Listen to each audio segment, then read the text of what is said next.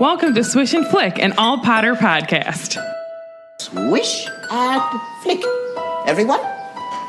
Swish and flick.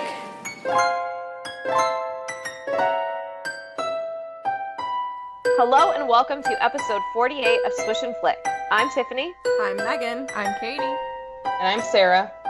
And this episode is sponsored by Anna Copeland? We'll try it both ways. You let us know, Anna. So thank you. Nobody else is going to thank her? Oh, sorry, I thought you were gonna Please, is anybody else on this podcast? No. Of course. All right, guys. So today we will be discussing Chapter 6 of Harry Potter and the Prisoner of Azkaban, Talons and Tea Leaves. So make sure that you have read the chapter and you're ready to dive into the details. Before we begin, Megan! Thank you for that. Welcome. Swish and Flick can be found on all the different social media channels. We are Swish and Flick Podcast on Facebook and Swish Flickcast on Twitter and Instagram. Also, make sure that you head on over to YouTube and subscribe to our channel. We post all of our podcasts there as well as vlogs, so make sure that you follow us on our Potter-filled adventures. You can also join us on Patreon for exclusive access to the Felix Files, which is our bi-monthly bonus episodes, a chance to be a guest on the Felix Files, a live video chat session with us monthly on Zoom, giveaways, and lots more. So if that sounds fun, make sure that you head on over to patreon.com/swishflickcast and choose your support level. Big thank you to all of our current patrons. You make this podcast possible by supporting us. So thank you. And Patrons. yes. And lastly, make sure that you head on over to our website, which is swishflickcast.com, to check out all of the info on Swish and Flick compiled into one place with all of our brand new fancy merchandise. Woohoo. And the weekly profit, I thought that since we didn't have time to really go into a separate episode yet on the Crimes of Grindelwald screenplay cover, I thought maybe that could be our weekly profit this week. Just to kind of briefly cover it. And I found this article on EW, Entertainment Weekly, that kind of pulled some stuff that they saw. And I don't know if you guys had any ideas on it. So, okay, as everybody knows, the cover for the screenplay of Crimes of Grindelwald came out about a week ago. And there are quite a few clues hidden on the artwork. And it seems to reference things that we can expect from the upcoming film. Yeah, I looked at it right when it came out. And then I think a lot of people were speculating about what the different things are. I also just typed into my browser artwork of crimes. I don't suggest anyone does that. It was a total accident. So moving on. I think the first thing that I want to point out on it is that there is the Eiffel Tower, which we know we see Paris in this film, so that's pretty prominent on the artwork.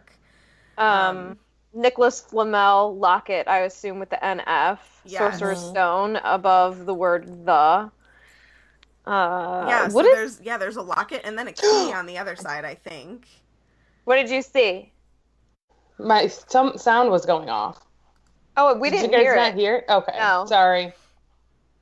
Scared the crap out of me. I thought you saw something in the picture. No, I tried looking at it, and then music started, and I freaked out because I didn't know if you could hear it or not. That's why I saw a video start when I pulled up the article, so I just took it off. But, anyways, it looks like as if under the little fantastic beast, it looks like a wand. Lots of beasts throughout this. Some kind of bird mixed in with the Eiffel Tower, cats, bowtruckles, nifflers. What we could maybe assume are two snakes at the bottom, on either ends. They kind of look like little horned, snake type things. I don't know. Deathly Hallows, obviously, in the middle. The Elder Wand, I would assume. Ladies' faces on either side. They kind of look a little bit like Tina. Maybe one's Tina, one's Queenie. But they look the same. Yeah, they look like What a if- mirror. Well, guys, What they if are it's- sisters, okay. What if it's that chick, the Maledictus? I was thinking of her when you mentioned the snakes on the bottom. Yeah. Nibblers. Who knew there would be so much to talk about within a book cover? I know. It looks There's like- dragons in the top corners. The Did you dark mention mark-ish Yeah. kind of thing. Yeah. Yeah. It looks like off the Eiffel Tower there's birds or like something like those feathers look like flames to me. Yeah, agreed. So maybe like phoenixes? Yeah. Fox? Oh, Could be. possibly, because there's a lot of speculation that Newt somehow gave Dumbledore Fox. Yeah. Oh, I just noticed Pickett. Yeah, pick I it. didn't see him. Really? Yeah. I want to know who the kitties are. Yeah, we better find out. I need some What is cats in Harry Potter. Yeah, that's besides Crookshanks. interesting. Because, like, I don't know of anything that would relate to a cat at this point in the Fantastic Beasts series, at least, unless McGonagall plays a role somehow. Ooh. That'd be cool. I mean, she's older and would potentially be around Hogwarts. Wait, a young McG. A young McG. I feel like that casting would have gotten out, though. I don't know. Maybe Unless she's they just want a cat surprise. form. That would be McCrazy. Oh my gosh. Oh, goodness. What is this? Is that like a quill up top what it Yeah, looks like above to the me. word crimes? and it's like making a fancy sheep. Like drawing. It reminds me of like a Trinity knot. Mm-hmm. A little bit. I don't know, y'all. That's a lot of, It's a lot to digest. A lot of things. Cover.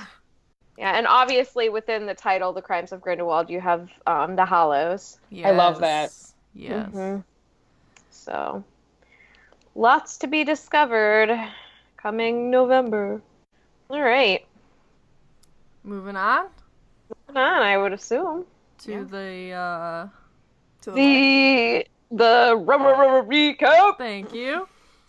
So, last time it was time for another school year. Woohoo! The best school year. Oh my gosh. The crew head back to platform 9 3/4 to board the Hogwarts Express, but the train is so full they have to share a compartment with the new Defense Against the Dark Arts teacher, but that's okay because he's super hot. And after a scary encounter with a Dementor where the super hot teacher saved everybody and gave everyone lots of chocolate, Harry thinks he's glad to be home. That's not what the doc said. all I'm going to say is that you are 27, so you can think he's hot. Not that other people can't, but these kids are like 13. Like, it's weird crushing on your teacher. Hermione like that. crushed on Gilderoy pretty Yeah, hard. come on. It was so gross. And she was even younger. Yep. Well, she's just gross then, I guess. You I don't never know. crushed on a teacher in grade No. school? Herm, you No, gross. All of mine were old women for the most part. Mm. Oh, I thought you meant all your crushes were old women. Yeah. Now our listeners know your type. Yeah, I crush on some grannies. Oh, yeah, Oh my god. All right. So Handle it. it's their first day of classes for their third year. What about? Jeez. Ron seems confused with Hermione's schedule, but she ignores him as usual. And they head to find Divination, their first class. I wonder if they had trouble. Or did they have to use a crystal ball? Harry gets some grim news in that class, and then after Transfiguration, they head to Care of Magical Creatures with Hagrid.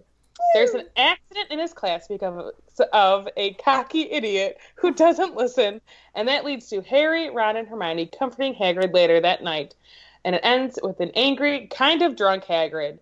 Pour one out for his teaching career, maybe? Possible? Who's Hockey to say? summaries are just so good. The grim news got me. It's a grim news. Jeez. I tried to make each one funny, but you know what? Sometimes it just doesn't happen. Well, I enjoyed that one thoroughly. You're welcome. And I'm the only one that matters, obviously.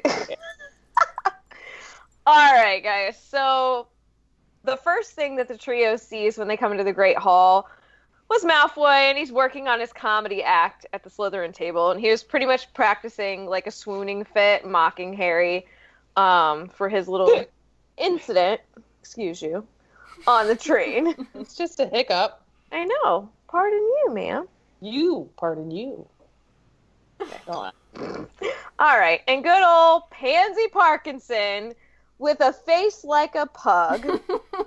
He's my favorite. I said, hey, some people like pugs. Doug the Pug. He's awesome. Oh my god, I just compared somebody to a pug. Yeah, you did. A basketball Was it player. Pansy? It was a basketball player.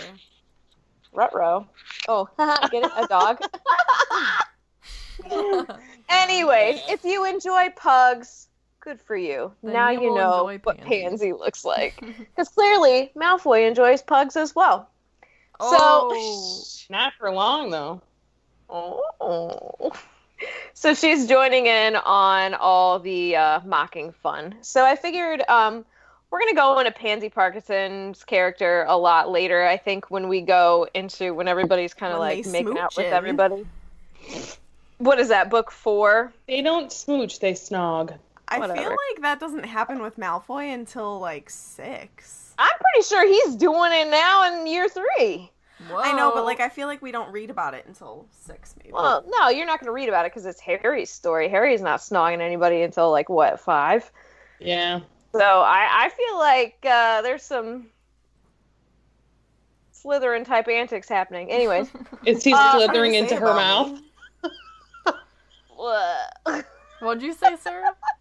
Grossness. I said, is he trying to slither into her mouth? Oh, boy. All right. So I wasn't doing that at 13. I'm a Slytherin. you were born Slytherin. I will also say, I wasn't doing this either when I was that young. I'm not going to say anything. All right. She's making out with all the dudes. So her fact file is 2 things. Are you ready for it? Because it's some extensive knowledge, all right? She's a pug? No, oddly enough. She's in the Slytherin house. Mm? Hobbies, fondness for unicorns. Oh. I didn't know fondness for unicorns was a hobby, but we'll take it. All right. I thought you were going to say fondness of Malfoy. So did I. I mean, you could probably add that in there. But long story short on her character, as of right now, she's not a nice lady. Do we know who she gets married to after the war? It ain't Malfoy. I don't think we do know. I know it's not Malfoy. I don't know. It's Do you not know who Malfoy marries? Goyle either, right? Doesn't he die in the fiend Does fire? not marry Goyle. Spoiler. I'll also say she doesn't marry me. Or me. Or me. She got escorted out of the castle because she tried to give Harry away at the battle, right before the battle started. Yeah, she It's not telling me any She information was of like, who she'd be married. Potter's right there. So we know she didn't die in the battle, so Yeah. I don't know. TBD, friends. TBD. All right. No.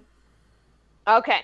So George passed out the new schedules to them for the 3rd years, and he asks what's wrong with Harry. And I said that was kind. Like, we always talk about the jokes that the twins play, but I want to make sure that we like focus on their hearts of gold. He's like checking in. Yeah, go ahead, Megan.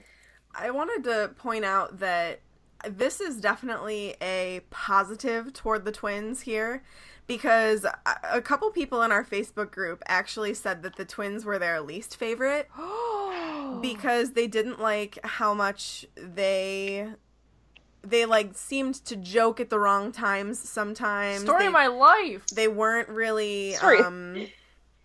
I can't remember exactly what they said, Like, but it was serious? Yeah, they like weren't serious when they should be. Well, And they just like sometimes did this in the wrong time, if that makes sense. Or they actually would like make fun of people when they shouldn't, or not really bully. That's not really the right word, but well, like they would, like the one example that they said was whenever the twins would jump out and scare Ginny when she was really scared in Chamber of Secrets, they like really hated that. We went over that though. I'll say this about them. Is coming from someone who all of my family, we all do this. Like, we don't. I don't ever see them doing it to like other students. They're always doing it to their siblings or like Harry, who's family. True. And I'm only speaking for my family. Like we do this all the time. Like we give my mom crap all the time for like doing Cherylisms. But we all joke around with each other. Like, and I know for me, I laugh at every situation.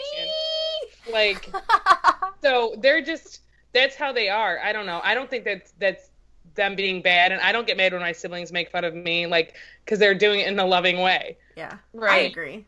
And when we talked about the whole jumping out and scaring Ginny, you have to think, like, they're kids too, and they don't always know the best thing to do, and that's what they thought they could do with her in order to make her feel better. Right. Yeah. Like trying to do stuff that might make her laugh. Like thinking even if though I do it's this, not what she needed, maybe it's what they would have needed. Mm-hmm. You know what I mean? Yeah. Like you always do stuff for people that you think it's the love language kind of thing. Yeah. Like you have to think about what other people need, and they're kids and they didn't think about it, you know? Yeah. Go ahead, Katie.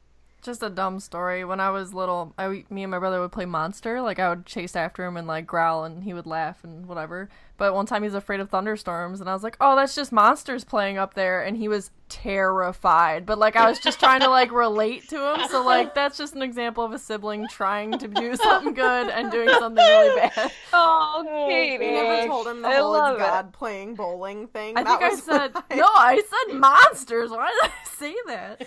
That's what because I was terrified of storms. My mom always pulled it's just God playing bowling. Don't worry. yeah, my mom said the same thing. Still, I don't like them at all. My parents them told more. me it was weather. Well, that's boring. My parents didn't talk to me. I love storms, by the way.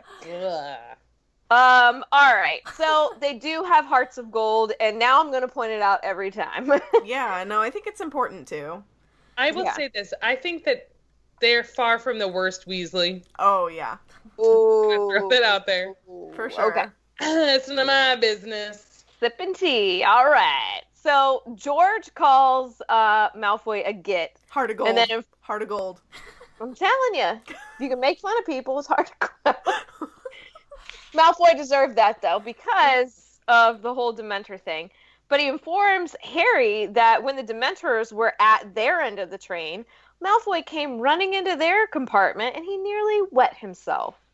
And I said, Dementors, they don't like to discriminate with who they make feel terrible. No. And I also think that everyone has a little bit of a different reaction to Dementors based on their fears, because I was thinking about this, because a lot of people are like, oh, I feel like I'll never feel cheerful, I feel cold, whatever. Harry obviously has a very specific reaction. But in general, I think everybody feels awful, but I Yeah. think everybody is like a little bit different, you know what I mean? Based on your fear. Go ahead. I like that a lot, because even like when blah, blah, blah, blah, blah. Did you catch that? Got it. When J.K. Rowling is like saying Dementors are like depression, every person is different, and Yeah. every person's depression is different, and how they react to it, and how they could seem like they're absolutely fine, like one person can and the other person can't get out of bed. It Yeah. comes in different forms and everything. So I think that's good that she shows you that people react to Dementors differently too. I like that a lot. I think that's Wow. totally accurate, though, because later on, Remus even says, because Harry's like, why do they affect me like that? And he's like, well, you've got a real tragic past. So for someone Right. who doesn't have a past like that, they It just might might be- feel less happy and just, Right. like, kind of crummy. But, like, for Harry, I mean, he's had some serious crap happen to him, so, yeah, I think that's I accept it as canon.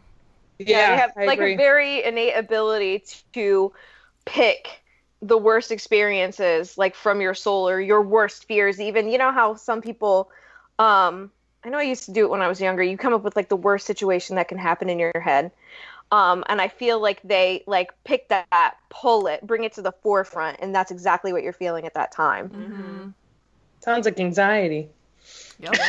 But honestly, Sure does. No, like I'm not even joking. Like that is like for me, that's my anxiety, is not knowing. Like, and I'll just pick it apart and go insane. and you make yourself go a little nutty. Sure. And I think she wrote it exactly how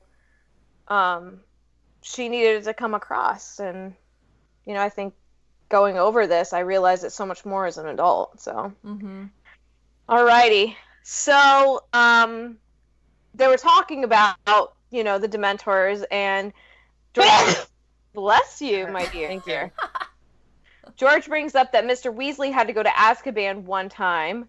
I said, I wonder why. That's a pretty serious place to go for his job. And then when he came back, he was weak and shaky.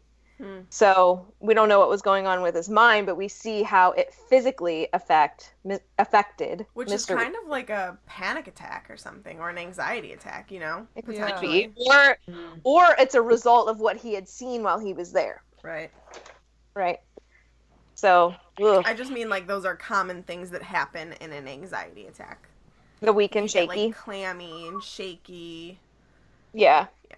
I've never had a panic attack, but I could definitely. They're almost similar to like feelings that you might be having a heart attack, like your heart is racing. Yeah. Okay. You get the cold sweats kind of thing. So a lot of people will go to the hospital thinking like they're having a heart attack, and they're like, no, you're actually just having a panic attack. Wow. Yeah. Oof, that's rough stuff. But what Jo is doing here is she's laying that foundation, so we know that Azkaban is horrible. And she needs us to know this. Even someone as tough as Mr. Weasley is, coming back weak and shaky, like, she's just throwing all of this information on. Like, these horrible things guard this place, and this is what it does to these strong wizards, and she's just letting us know, like, it's awful. Yeah. So, keep it in mind. The first Quidditch match of the season is Gryffindor and Slytherin. Weird. Like, that's not happened before, right? We don't ever play each other. So. And Sarah, Harry eats some sausages. Woo, woo, woo, woo. I think sausages should get a bell. Yeah. And fried tomatoes for breakfast. Actually sounds really good. I enjoy a good fried tomato. I've never had one. Oh, it's so good. My mouth is watering because I can taste one right now. I ate a lot of those on our cruise, actually, for breakfast. We get to see a little bit of Herm's schedule, and Ron states that she's taking 10 subjects a day, and there isn't enough time. Time is what? Time is written in italics. Do you understand? There's not enough time. I don't think it's written in italics in my book. Oh, well, it is in mine, so you can suck it. All right, well, you know what? That's the last I'm going to take from this, so I think I'm just going to leave. Okay, bye. You think I literally got up and left? So I wanted to read a little bit of her schedule. Did you? From the book. It's called Schedule. Okay, I'm sorry. Schedule. The schedule.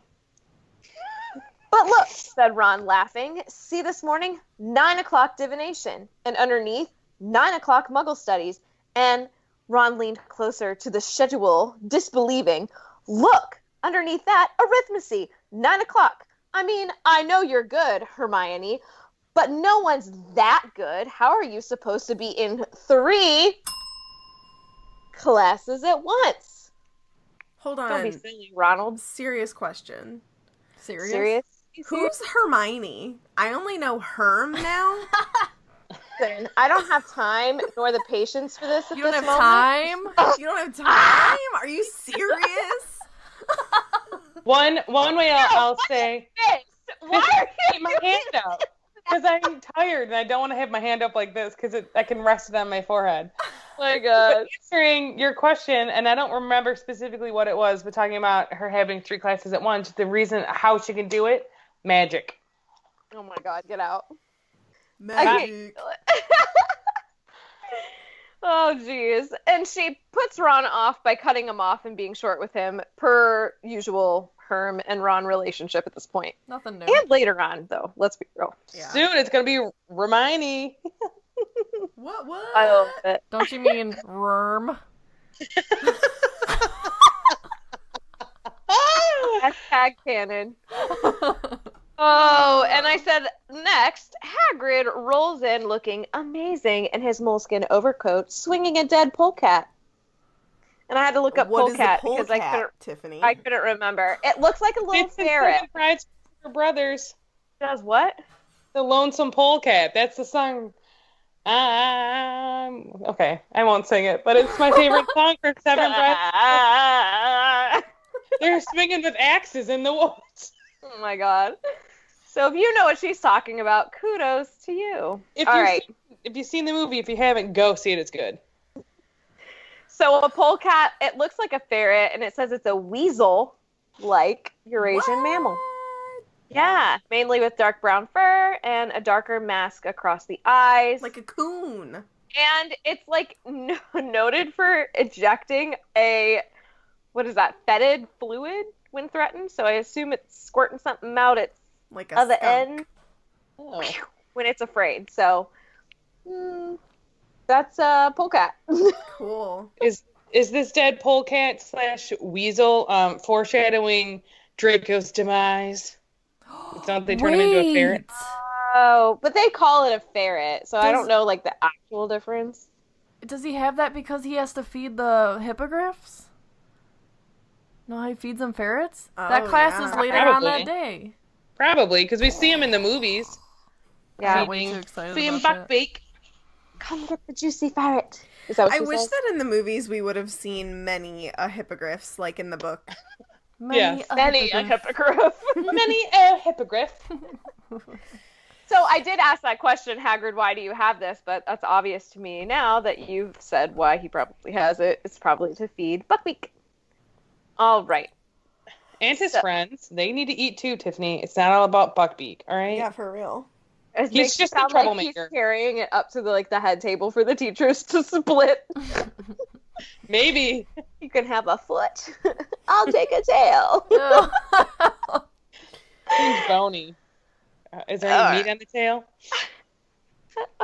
A smidge, maybe. Oh my gosh, okay. All right. smidge. So Hagrid is nervous about teaching his first class, and the trio has his first class ever. So he's been up since 5, prepping for the lesson.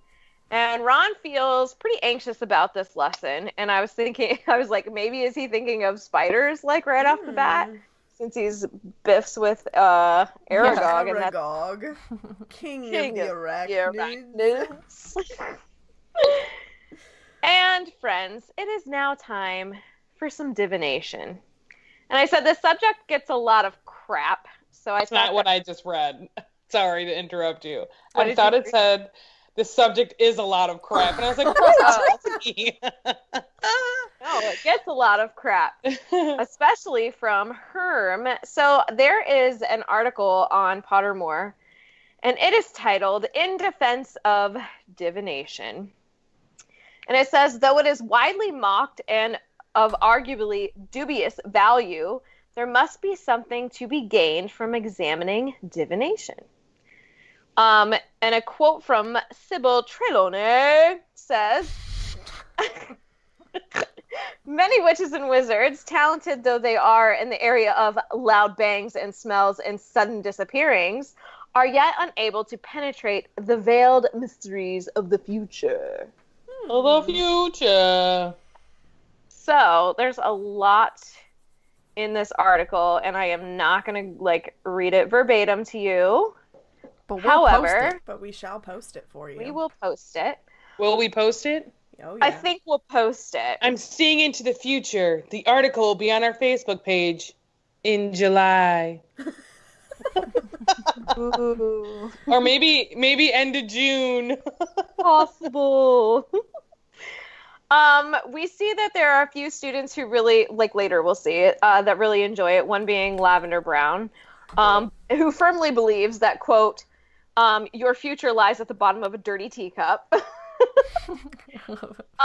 Professor McG, however, doesn't feel so kind about the subject. She basically hates Or it. the teacher. McG is McHayton. She hates really hard, and I'll have something to say about that a little, not in this chapter episode, but the next one for sure. And it says, so who are we to believe, right? Because we're getting differing opinions on this. And I don't know, where are you guys at with this subject? I would like to know. Nope. I hate So it. here's, okay, I don't hate it because it's a very strong word. But, like, I think it's one of those things where, like, every once in a while we see her get the prophecy right? Right. And the other times where, like, you see later on when she's like, Neville, you're going to break this cup. Okay, well, he's super accident prone. He's either going to break it or he forgot something. You know what I mean? So I remember a couple of years ago, someone had told me, like, you're supposed to read, like, the horoscope in the evening after your day is done, because if you read it in the morning, you're more likely to, like, manifest it into being. Mm-hmm. So I wonder if, like, you hear these things, are you going to manifest? So Neville hears that, I'm going to break this cup. Well, and he's going to be extra nervous when he goes over there and he's going to break the cup. I can feel that. Yeah. Like, Harry has Voldemort on his back until, he literally kills him, and however many years later from this point. Why is he giving him a piggyback ride? Well, sometimes Harry just is a really nice guy and carries people around. Carries the weight sometimes in that golden trio. Maybe he's got like a baby Bajorn for baby Voldy. But like someone telling Harry, you have the Grim, you're probably going to die. Guess what? I need you to say it. I need you to say it the right way. You have the Grim! Not the Grin, you idiot! The Grim! It's one of the hardest sounds. Whoa! It's one of the hardest sounds in our world. Oh, jeez. Oh, my God. So, but honestly, give credit where credit is due. Trelawney may not have the ability to control her sight, but she does have the ability of sight. Mm-hmm. And honestly, like, I feel like her whole purpose within this whole, I don't know, you go through life with a purpose, right? Yup. I feel like her purpose in this lifetime was to be the person that delivered this prophecy. Yeah. And so she did what she needed to do. And to drink a lot of sherry. Oh. Mm-hmm. Chugging it. Go. I'm not a fan of divination, but I just think that I guess I'm not a fan of teaching it per se. Because like, okay, I got you. If you don't have the sight, you don't have the sight. Like, it can't be taught, you know? But if someone has it, they could hone it. Right, but it's kind of a waste for so many people. Like, I feel like maybe there should be... I don't know. Like, the whole Hermione thing, like, clearly she doesn't have it, and that's fine. But then, like, it kind of makes her feel poopy, right? Like, I took this class, and I can't excel at it because I don't have the sight. Do you know what I mean? But, like, I think that's Hermione's own fault. Like, she was closed. In the way that, she's so bent on being good at all of these subjects. Why? Like, you don't need to be. Like, she's putting all that pressure onto herself. Yeah. Like you've said, you either have the ability to do divination or you don't. Like, it's not one or the other. You can't just magically gain it. Yeah. And that's something Hermione needs to realize and not be so angry at Trelawney for being Trelawney. Mm-hmm. Yeah, I think that's silly. I think that I get that she had to do, I don't know. I don't want to say that she's a complete fraud because clearly she's not. But the way in which she conducts herself in these classes isn't necessarily good. Yeah. Having said that, I would really rather learn from Ferenz and the whole stargazing thing and learning that, because that seems more scientific to me than, hey, I'm going to chug this cup of tea, swirl around the dregs, and let me see what I come up with. Like, they would be cool to do, like, once in a while, like, the fun stuff. Yeah. Like, doing the tea, I almost said sipping tea. I guess same thing. Doing that maybe, like, every, like, couple of months just for, like, a low, we're going to make fun of each other kind of day, like, have fun with each other. For some poops and giggles. Yeah. Go ahead, Megan. I feel like, kind of what you said. Like, if divination was taught the way that Ferenz taught divination, I think it would make more sense to be a class, because I feel like he teaches it so that anybody can at least understand it. Whereas Trelawney is very much just like, okay, look at this cup and see what you see. Or just stare into this crystal ball. It's like, well, not everybody's going to see something in the crystal ball because not everybody has that ability. So I feel like it just is, it's more so the teacher, I think. Like, she's a great seer. She clearly is a seer. She's just not a good teacher. And we know why she's there. Right. Like, she's there because she had this prophecy. She heard it. She's a valuable person to keep close to Mr. Dumbo. Yeah. Right? We got to keep everything close to the chest here. We can't let her go roaming about because God knows what would freaking happen if Voldemort found her in Albania. So, that's why she's there. Like Megan's saying that she's not that great of a teacher. You see later on in the books when they're doing their final exams and they have to like figure out like what they see in the crystal ball, and like people are like, I just made it up. Like, right. Like, isn't that what Ron said? Ron or Neville? No, I think it was Ron. He's like, I literally just told her some stuff, and she's like, oh yeah. Like, you see nothing. I think he told her a lot of like bad things that would happen, and she gobbled it up because she's a bit of an actress. So if you like Trelawney, cool. You can like her. I think she's a fantastic character. But if we dive into why she's there, we know why she's there. Is she a good educator? From this educator's mouth, no.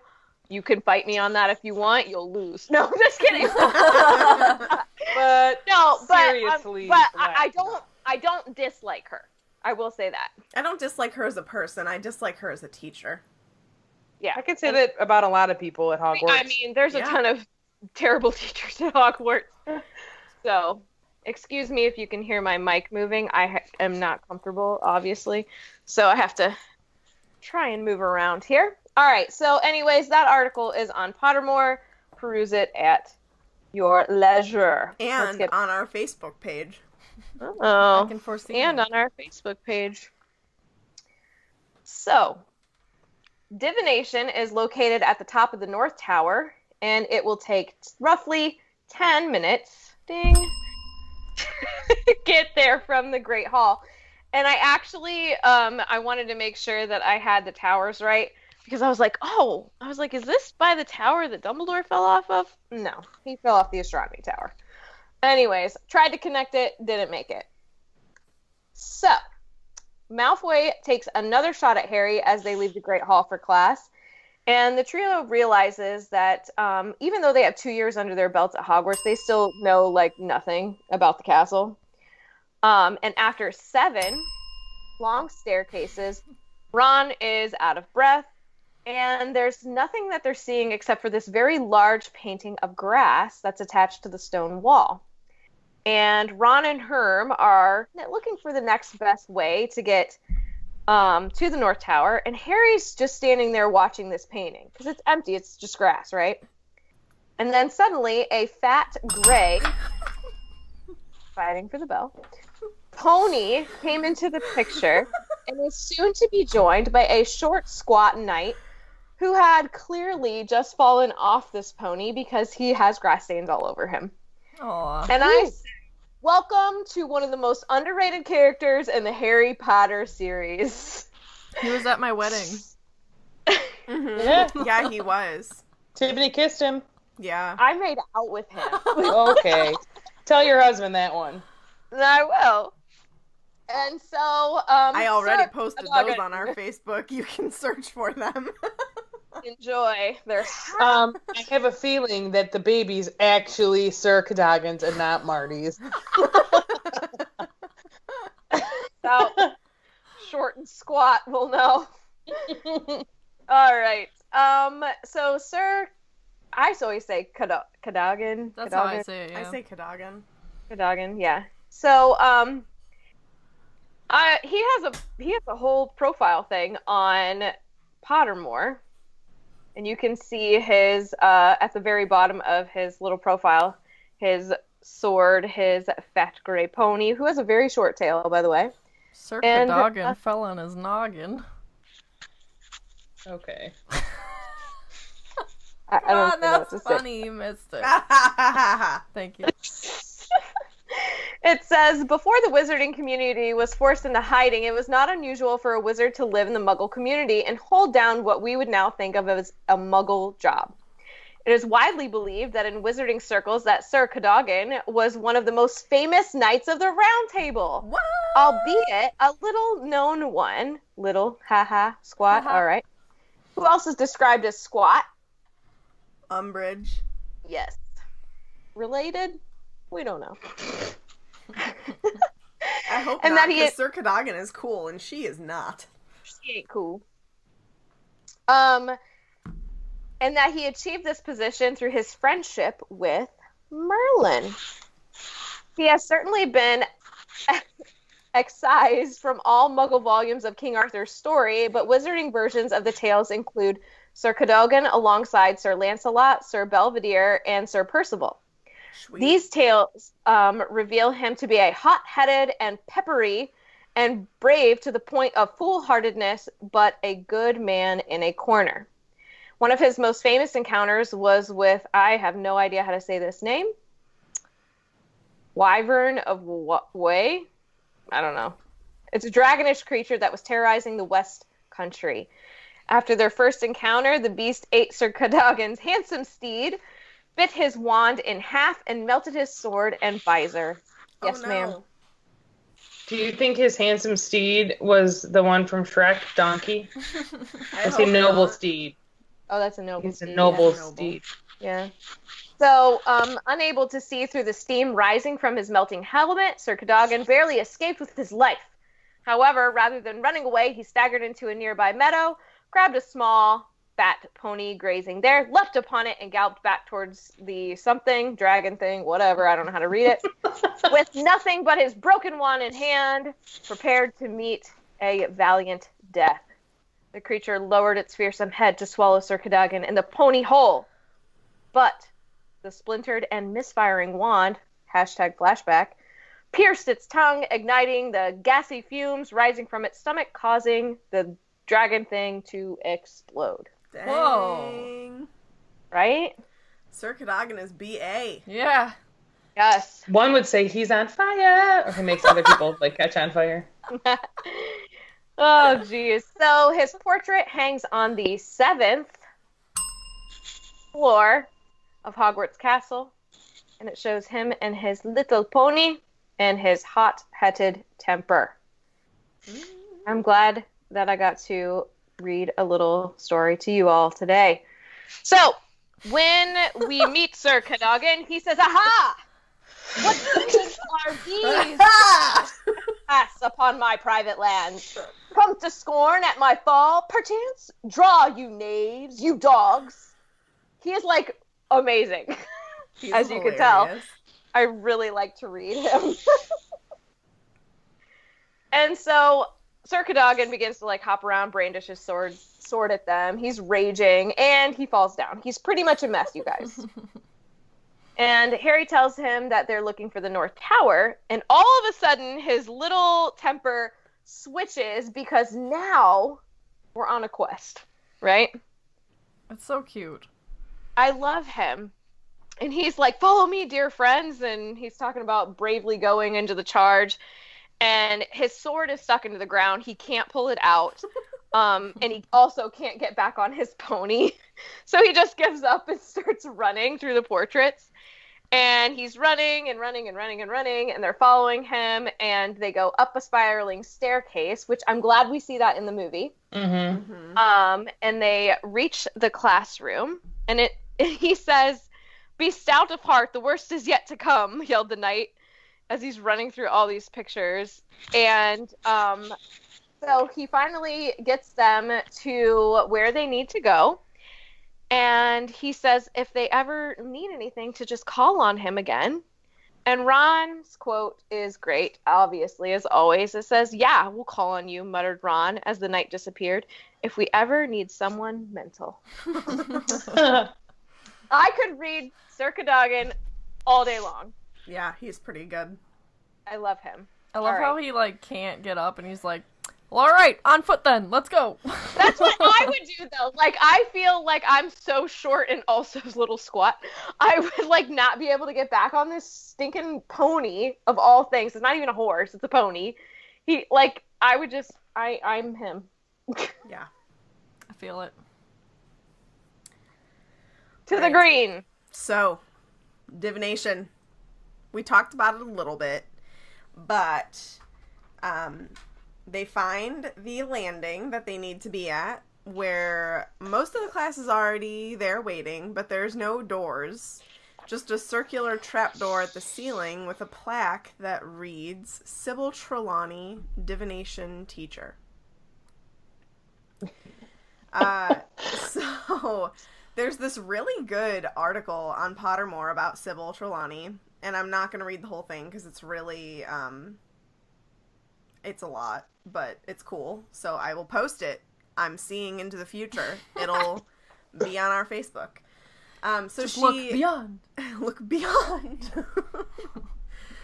If you guys could see, I moved my head like Trelawney. Okay. So Sybil's the great-great-granddaughter of a genuine seer, Cassandra Trelawney. I feel like that's kind of mean on Trelawney that it says Genuine. of a genuine seer. I mean, Sybil is a genuine seer, right? Yeah. Anyway. She's a little spotty, but... It says that they think that Cassandra's gift has been much diluted over the generations, although Sybil has inherited more than she knows. Half believing... Yes. I'm sorry. No, it's okay. That's what kind of kills me. Like, she doesn't even know Yeah. she's doing these things. Because when she Yeah, but, has, like, a real vision, she doesn't remember it. She doesn't. So Sorry, what dear does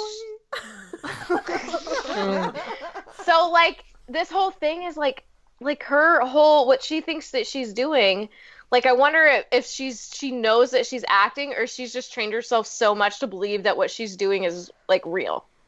I'm going with the second part. She really believes that it's real. Yeah. Okay. Yeah. Whew. It's just in her blood, and I feel like she was brought up with it. It runs in her family. I think she believes all of it. All right. It says Sybil has cultivated a dramatic manner and enjoys impressing her more gullible students with predictions of doom and disaster. And then they talk about a little bit of things that I'm going to bring up in a moment. Hermione's not a big fan of her because Trelawney is not very logical. So yeah, it says, nevertheless, Sybil does experience very rare flashes of genuine clairvoyance, which she can never remember afterwards. She secured her post at Hogwarts because she revealed during her interview with Dumbledore that she was the unconscious possessor of important knowledge. Dumbledore gave her sanctuary at the school, partly to protect her, partly in the hope that more genius predictions would be forthcoming, though he had to wait many years for the next. Hashtag Tiffany's right. Hashtag another reason why I don't like Dumbledore, because he used her. Just saying. Did you talk about my Dumbly? Yeah, but, like, where would she have lived? Yeah. Voldemort would have went rip. Like, where would she be if it wasn't for Dumbledore in his defense? That's true. I don't know. Ooh, she'd be dead. Maybe.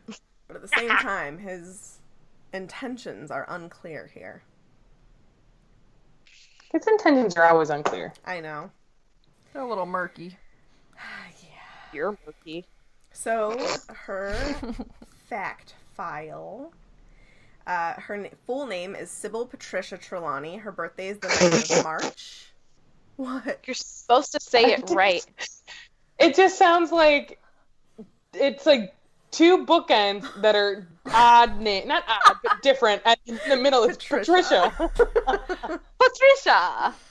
Like Sybil Patricia Trelawney. Yeah, say it like she would. Sybil Patricia Trelawney.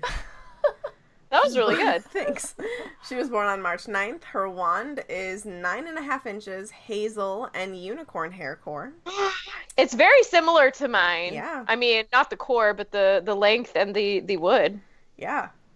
Ah. Are you a seer? Yet to be seen. Sarah. Oh. Sarah, she's a Ravenclaw. Got another one for your house there. Another weird one. You've got Hashtag- Gilderoy and you've got Sybil. And Luna. Shout out the weirdos. I And have Luna. Lockhart. I have Luna. And Cho. Cho is a Ravenclaw, isn't she? Yeah. The only person I like so She- far out of all Cho the is. we haven't met Luna yet, but Luna is the only one I actually like, and she's weird too. Yeah. I thought you were gonna be like, the only one I like is me. No, we know that answer. Nope. So she's half-blood. Her mother was a muggle. Her father is a wizard. Her skills are a seer, though the gift is unpredictable and unconscious, meaning, again, she doesn't remember when she actually sees something. And her hobbies are practicing making doom-laden prophecies in front of the mirror and sherry. So, That's a Sherry's hobby. a good hobby. yeah. It's better than fondness of unicorns. True. Something wrong with having a fondness for unicorns unless you are fond of drinking their blood, then that's an True. issue. Ooh. True. You'll have a half-life. A cursed. A cursed life. So the trapdoor suddenly opens and a silvery ladder descends. It's a good bell. And Thank you. I'm gonna read from the chapter. It Good says, chapter. Oh. There she is! Where you gonna read it from? Y'all get way too excited for me when I do this voice. It's also not that. I don't think it's that funny.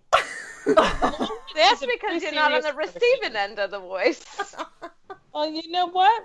She would say something, but she's not allowed. Because she's dirty. speaking of Florence, I got your Florence towel in stock today. Oh! So I'll have to show you guys those at the end. Yeah, you. It's pretty show us. wonderful. It is pretty wonderful. So So, wonderful. back to the book. He emerged into the strangest looking classroom he had ever seen. In fact, it didn't look like a classroom at all. More like a cross between someone's attic and an old-fashioned tea shop.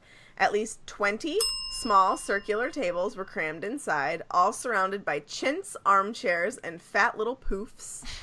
Everything was lit with a dim crimson light. The curtains at the windows were all closed, and the many lamps were draped with dark red scarves. It was stiflingly warm, and the fire that was burning under the crowded mantelpiece was giving off a heavy, sickly sort of perfume as it heated a large copper kettle. The shelves running around the circular walls were crammed with dusty-looking feathers, stubs of candles, many packs of tattered playing cards, countless silvery crystal balls, and a huge array of teacups.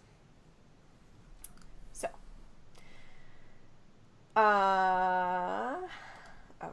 okay. Then, lastly, there's like a little bit here. A voice came suddenly out of the shadows, a soft, misty sort of voice. "Welcome," it said. Welcome to Divination.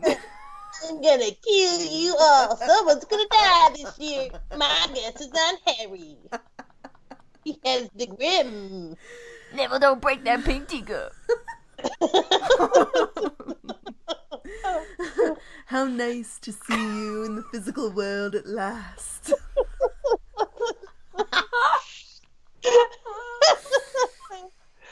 Okay. Oh, wait, what happened?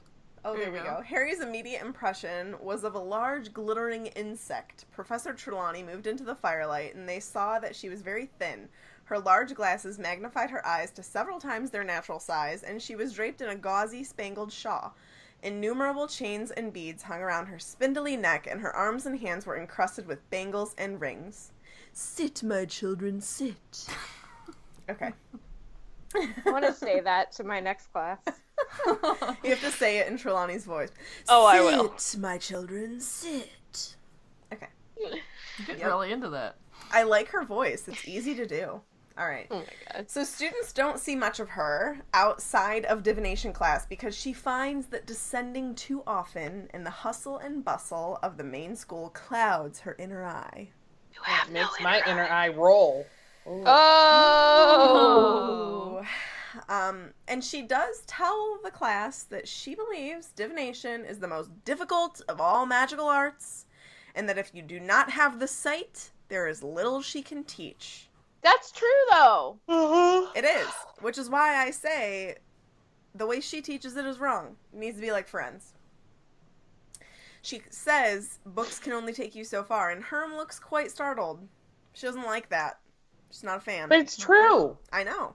I think that's true about a lot of things. You can learn so much by books, but like, you need to live in the real world. Da da da da.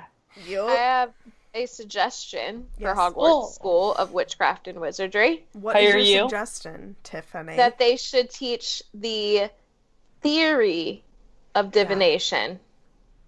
Sounds good. boring. And then for the people with true sight can take Right. the practice of divination. Yeah. The divination. Tiffany, Just saying. you should be on the The board of governors. I'll take Malfoy School Senior spot. governors. The hog board. He's gone. Your face. He's gone. Now here is where Trelawney starts making some incredibly impressive predictions, guys. Watch out. These be correct. Give it to me. She asks Neville. Where is it? I want to read it. Anyway. She says, "You boy," she said suddenly to Neville, who almost toppled off his poof, which I want to say is quite impressive because a poof is like, Squishy. how can you topple off of that? It's literally just a pillow Neville. on the ground. It's Neville. I know. Is your grandmother well? Read Neville. I think so.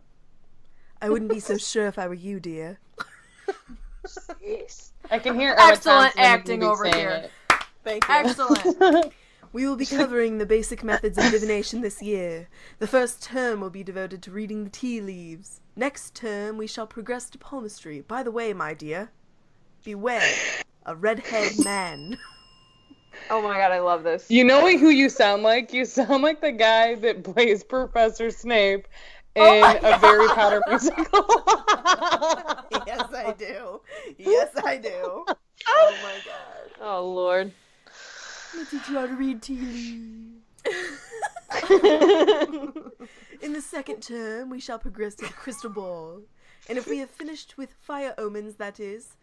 Unfortunately, classes will be disrupted in February by a nasty bout of flu. I myself will lose my voice, and around Easter, one of our number will leave us forever. Is that my voice? I'm crying. I do that when I do voice impressions. I start to cry, so, yep. Because she's weak. So, Sorry. whatever. I cannot get comfortable right now. Ugh. So. You literally look like you have a basketball. Like, when you just moved, it looked like your stomach wasn't real at all. So it looked like you moved. Tiffany, by the time this comes out, you might have like a baby. We should certainly hope so. I think it's coming out the 31st, no, 30th, or 1st? The 1st of July. I don't know calendars. Neither do I, let's be honest. But I think it's like the very, like, regardless, you might have a baby. Hopefully, you have a baby. All right. So, around Easter, she says they're going to lose one of them, which we know is Herm. Herm Right? says peace. Herm says, Bye, peace Herm. out, mofo. That's probably bad. I shouldn't have said that. You didn't say the whole thing, so we're didn't. good. Okay. And then the thing that Lavender Brown is dreading that will happen on Friday the 16th of October is her bunny. Her bun. Okay, but she's not dreading it. I know. Okay, Herm. Okay, Hermione. That's- Oh my that's god. Being BS. honest. I'm just being honest. I almost So- said that. They are going to immediately, right now, start off with reading tea leaves. So everybody divides into pairs, drinks tea until only the dregs remain. They swirl the cup 3 times with the left hand, then turn the cup upside down on its saucer, wait for the last of the tea to drain away, and then they swap cups. So, This sounds very long. I agree. I think we should do it. We should. Oh my god, I love that. Do we have a book that we can look for stuff? No, I but know we have the someone who internet. would. Jessica Baziak probably would. Yeah, she could hook us up, I'm sure. Real question. What is the internet? To be honest, I don't really know. Okay. I don't know. I search for the answer every day. I Google it. I hate you so much. Let's go to internet.com, download more internet, and then we can figure it out. Yeah, it might tell us. So Ron and Harry, obviously our partners, they swap teacups, and Ron says, "Right, what can you see in mine?" And Harry goes, "A load of soggy brown stuff." Amen. Love it. Oh. So Harry predicts Ron will suffer, but be happy about it. Foreshadowing. And also I a movie believe I called this out today in the group. Yep, Yeah. did. Harry is the greatest seer of all time. He is. Look at that. He's got the sight. I mean, in the movie, he does see Sirius Black going,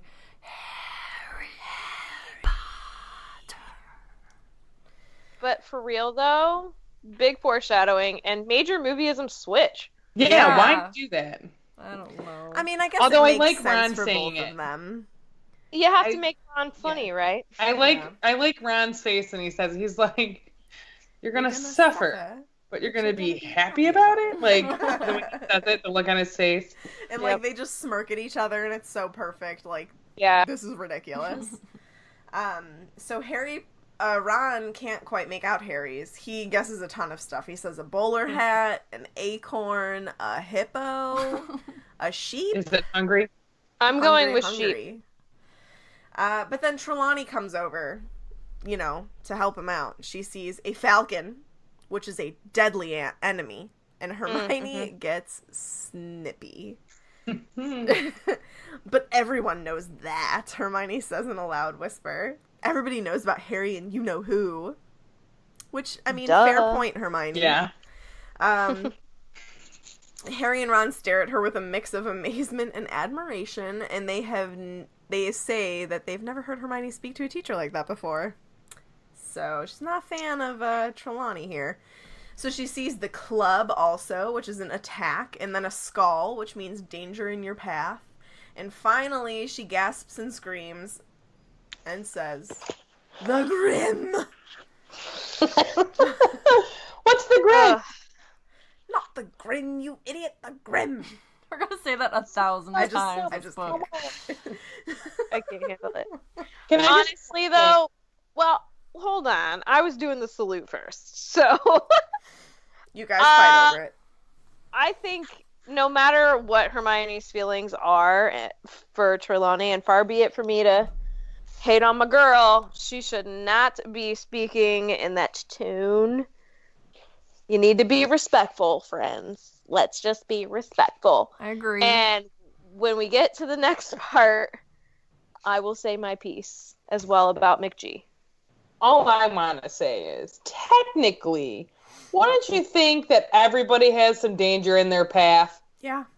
Freak accidents, colds, illnesses, Death Eaters walking around, people with wands, you just invite one person, boom, they gone. That's some danger. Dementors sucking out souls left and right. We don't know. Like, legitimately, in real-time life, you're walking down the street, could just get hit by a car and die. You know what I mean? Freak accidents happen all the time. Well, this guy... IJS. Eaten by a shark.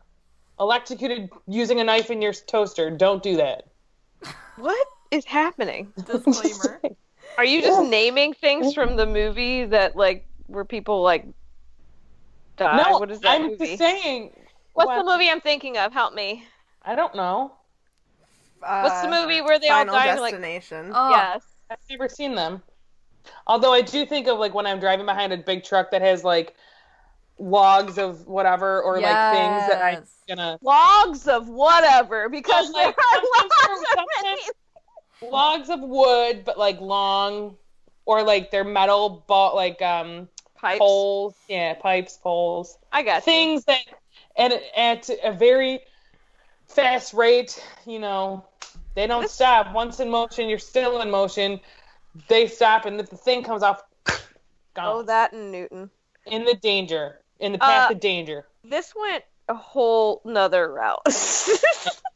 I'm just saying, she could say that about everyone and not be wrong. True. She could be like, ooh, you're gonna die. You know what, lady? Someday I will be dead. So, yeah, you're right.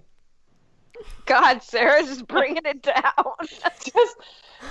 Today I'm Debbie. I'm just being honest. Like when people will be like, I don't want to die. Well, no, a lot of people don't want to die, but unfortunately that is part of life. The one thing that you can confirm in life is you're gonna die. And on that happy note, So, Jeez. because Trelawney sees this Grim, Harry starts thinking about all the times now that he has seen a black dog.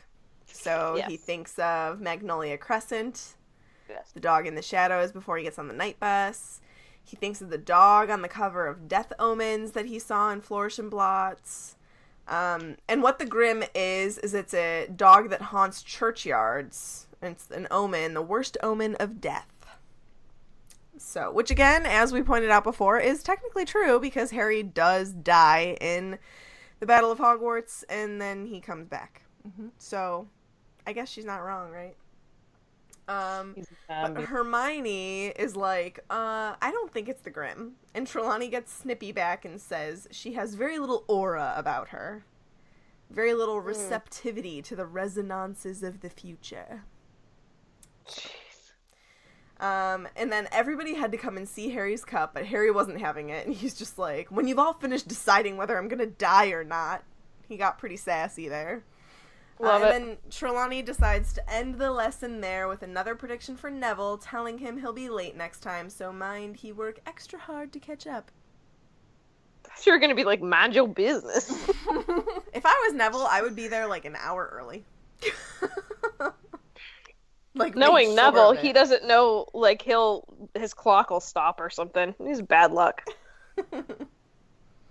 Is that, like, a thing, do you think? Like, especially, like, in the wizarding world, do you think some people just, like, have straight-up bad luck? Probably. I think that's true in real life. You think so? Real-time life? Real-time life? Hmm. Think the Irish are more lucky, Sarah? What is your experience? I'm only fake Irish, so... It depends on what kind of a conversation we want to have, but yeah, sure, we can be lucky. Okay. Actually, I don't know if I'm any part Irish. I have to do that thing. What if you find out that you and Marty are related? Hubba hubba, baby.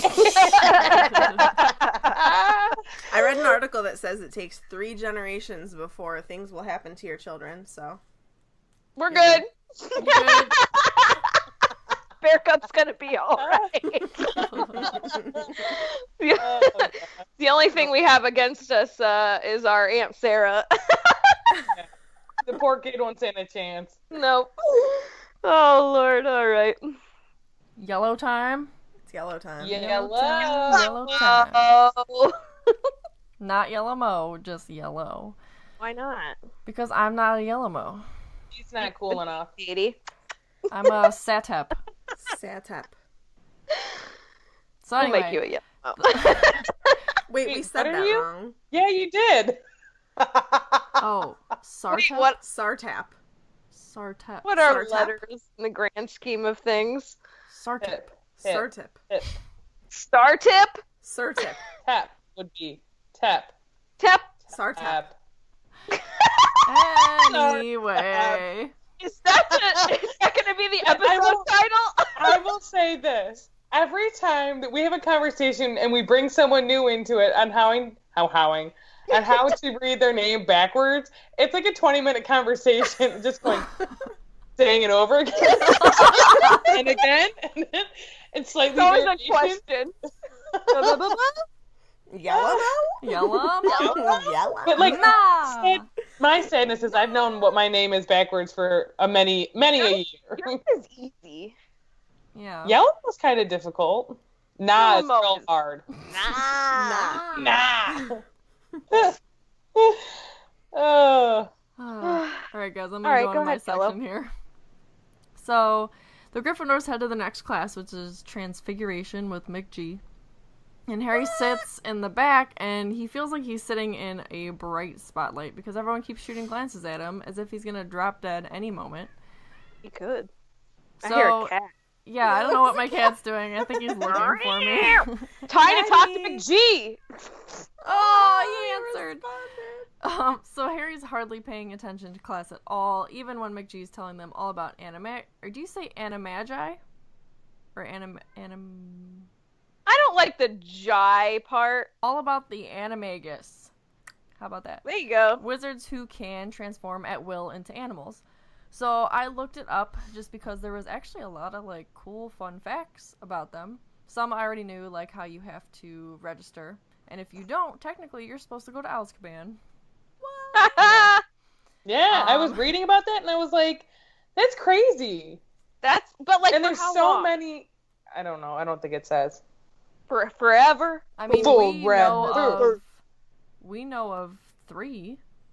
if 4, not really? 4. Is Rita Skeeter unregistered? Yep. Mm-hmm. All right, Because okay, that's so how yeah, we know doesn't 4. Hermione like threaten her, be like, I'm gonna tell your secret. Yep. She's a bug. Boo-boo. Yep. So Hogwarts students learn about this in their 3rd year, but at the Ugandan school, Uagadu, they can master the complex transfiguration by age 14. So they can do it. WTF, Hogwarts kids. So, like, Don't everybody think- there is an animagus? I don't know. Why wouldn't you want to be? You know what I'm I saying? want right? to be. Don't they also use wandless magic more so than wands? Yeah. Yes. Yeah. They're just straight up better. Ooh. I'm just saying. Think about the ability. We're all Pretty like, awesome. oh, the Marauders, they did all this crazy magic becoming Animagus. What? Don't you These talk guys are about doing my it boys? too. And without wands. Can I drop this? All right, ma'am, you're screaming and I don't appreciate your tone. Turn down the volume in your headphones, please. Turn down for what? Sorry, everybody, that was really embarrassing for all of us. I have 37% battery. Let's go. Oh boy. So obviously something as complex as this has to be pretty hard to achieve. So some of the things you have to do, you have to hold a mandrake leaf in your mouth for a full month. You can't even take it out when you eat or sleep or anything. And if it comes out or you swallow it, you have to start over. Would it count if you did it in February?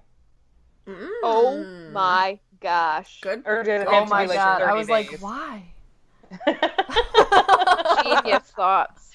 Then at the next visible full moon, you have to spit that leaf into a vial within range of the moon's pure rays. So it can't be like hiding behind the clouds or anything like that. And if it does, you gotta start all over, suck on that mandrake leaf again.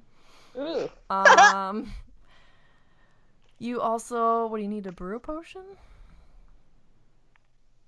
Yeah, it has to include dew that hasn't been exposed to sunlight or human feet for a full 7 days. These are very weird things. Yeah.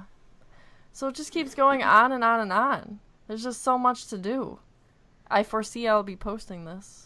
Oh. J.K. Rowling's detailed instructions include warnings not to panic and also some pretty terrifying after effects to animal spells gone wrong. There's more on that in the Animagus essay, which is well worth a read. Ooh, I think that's on here as Pottermore. well. Yeah, it says read, click here, which you can read here. So many articles. So many. So go and look at these because it's fascinating. Yes, it is. The first recorded animagus was an ancient Greek wizard named Falco Aslan. And yes, he turned was into a falcon. He was. You can't choose your animagus animal. It's just closely linked to your personality. But as we discussed before, your animagus form and Patronus form can be the same. It can embody a distinguishing feature. For example, McGee's glasses, Reader Skeeter's glasses, and Wormtail was still missing a finger. Douchebag. In Too North bad he wasn't missing a America- head. True. Hey! In North America, they're known as skinwalkers, Yeah! which sounds really gross, but that comes from like a myth that no magic Native is made up. American. Yeah, Native American myth that no magic that was made up because no magic medicine men were like fearful of them. It reminds me of True Blood, like the one Samerlot's brother, at least on the show. I don't remember about the books though, that his brother could shift, but he like into animals, but he'd also shift into people. But that's a little Like Twilight? Hashtag, yeah, I was gonna say hashtag. no, like complete no. This show's actually good. I watched a bit of it. mean to Twilight and, other people that like it. The thing that gets me with Twilight is that they call Jacob a werewolf. Not. He's not a werewolf. No. Don't lie. He's a Tell us how you feel. shapeshifter. Yep. A shapeshifter. I will say that the wolves that he shapeshifted into one wolf, is a lot better looking than the werewolf. Well, listen. That's because it's not a werewolf. Werewolves aren't cuddly. It's just a wolf. But they could be. I mean, they're puppies. Oh my gosh. All dogs are puppies. Other dogs. Other dogs. No, you sound like a smoker. I had a pack a day until I started talking about other dogs. I don't even know. Who's that? That's Harriet. Harriet. She's a little risque. Insane. Who's that? Oh, my other personality. Jeez. Oh, that's just Harriet. Oh, that's just Harriet. I don't talk like that, Megan. I don't say Harriet. That fish from Finding Nemo. She's like, this is my sister Flo. She's a little nuts. That's exactly what that is. Oh my God, you're right. She's a little nuts. Oh God, I sound clinically insane. By the way, her name's Deb, and her quote-unquote sister's name is Flo. Yeah. Deb and Flo. Oh, wait, God, Flo! I didn't even think of that. Florence. Oh, it didn't get that long. Florence does not like to be called Flo. Her name is Florence. That is her full name. She doesn't go by anything else. She doesn't work for Progressive. Middle name. She took that name from me. She wants to be cool like me, but she can never be that way. Anyway. Goodness. Hold on, I have to let my cat in. Come here. Okay. Meow, meow, meow. So, you do not adopt the lifespan of the animal you become, as we see with Wormtail, because a 12-year-old rat is very old. Would be Too bad. What's that? I said it would be dead. Oh. And I said too bad. And McGee was taught by Albus Dumbledore, so does that mean he is an animagus? What? Oh, she was taught how to become one by him? Yes. Oh. Honestly, I don't just see really why smart. he wouldn't be one. And if I think that he were to turn into it, I think he would be a phoenix. That's what I was thinking too. But we have zero evidence of any of that. I mean, he probably knows exactly how to do it, but to say that he did it, we don't know. Yeah, maybe I think he just coached her. You owe walrus. And What? that's why he did. I don't know. I said a walrus. Those magical walruses. So, Harry didn't even watch when McGonagall transformed herself right in front of the class, right in front of their eyes, into a tabby cat with spectacle markings around her eyes. And she says, really, what has got into you all today? Not that it matters, but that's the first time my transformation's not got applause from a class. So Harry explains that they just got back from their first Divination class, and McGee immediately was like, alright, who's dying this year? Everybody.